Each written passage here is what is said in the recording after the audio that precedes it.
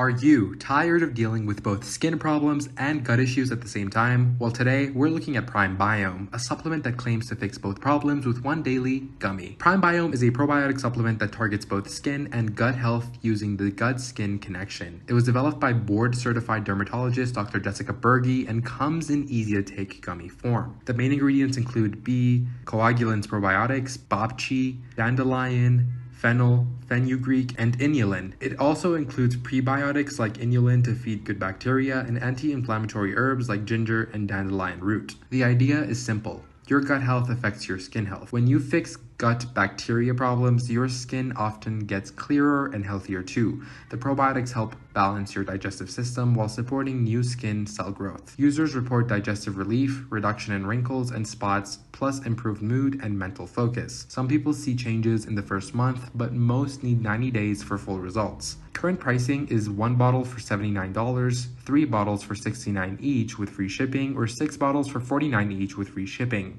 Avoid Amazon, Walmart, or eBay as these are not authorized sellers. Prime Biome seems legit with real ingredients and doctors' backings. The gut-skin connection is scientifically proven, however, results take time and it's not cheap.